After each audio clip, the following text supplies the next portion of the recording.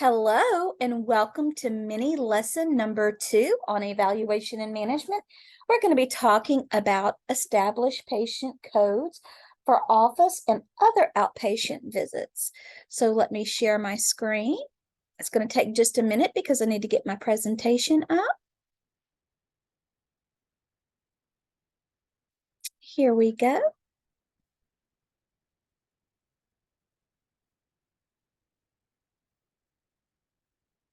All right, evaluation and management, established patient codes. So let's talk about what is the definition of an established patient. Established office patients, which is going to encompass CPT codes 99211 through 99215. These are the most common patient encounters on the planet. The established office patient codes are used to bill for established patients being seen in the office. An established patient is defined as someone who has been seen by you or a physician in the same specialty and within your group in the last 3 years, in the previous 3 years, in other words. There are 5 levels of care for these visits, with the requirements for medical decision-making are time shown below.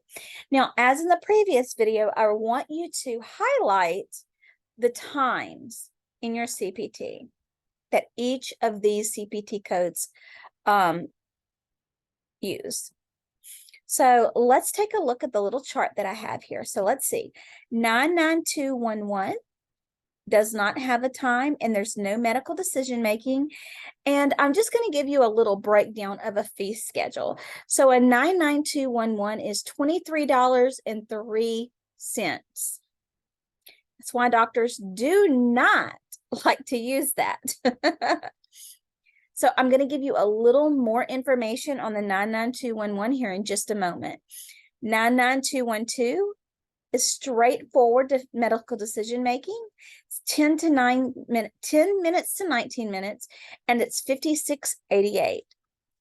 A 99213 is low medical decision making, 20 to 29 minutes, and it's $92.47. A 99214 is moderate medical decision making, takes 30 to 39 minutes, and is $131.20. Now, the 99213 and the 99214, when I was coding, those were the ones we used the most. Now, the last is going to be a 99215. The medical decision making is high, and the time is from 40 to 54 minutes. And this fee schedule says it's $183.19. So I know that you see my little cautions here. The thing that I want to caution you about is anytime you're going to use a 99215, you're going to have to follow up with medical records or send medical records with your claim because they want to know why this person has the office visit that's a 99215. Why is this so severe? And your diagnoses are going to show that, but they're going to want to know they're going to want medical documentation. Okay, so let's talk about that 99211. This is the lowest level of care for established patients in the office. This E&M code is unique in that it is the only one which does not require the presence of the physician.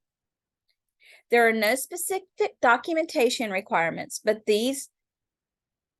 the purpose of the visit should be recorded. Sorry. So if you have a patient that comes in and wants to just have their blood sugar taken or their blood pressure taken, or they want to have labs, like a Coumadin level checked, just for basic things like that, and the physician's assistant or the nurse can do that, that is when you could use a 99211. Now, when we look at 99211 time, there's no time. So a doctor, a physician generally isn't going to use that. He's going to start at a 99212. So what I would like for you to do is get into your CPT. I would like for you to go beside the code 99211, and I'd like you to write, not require the presence of a physician. You can write that, or you can write nurse, PA, to remind you that if there's a scenario that the nurse is taking a blood pressure and the patient is not seeing the doctor, then this can be a 99211.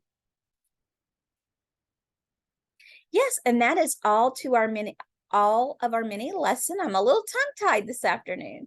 I hope that you learned something. Remember, get in your CPT and start making little notes beside each one of these codes. Go ahead and put you a little label where new patient is and where established patient starts, and that way you can just thumb straight there. Our next mini lesson is going to be on hospital observation services. So be looking forward to that. Have a wonderful day. See you guys soon. Bye-bye.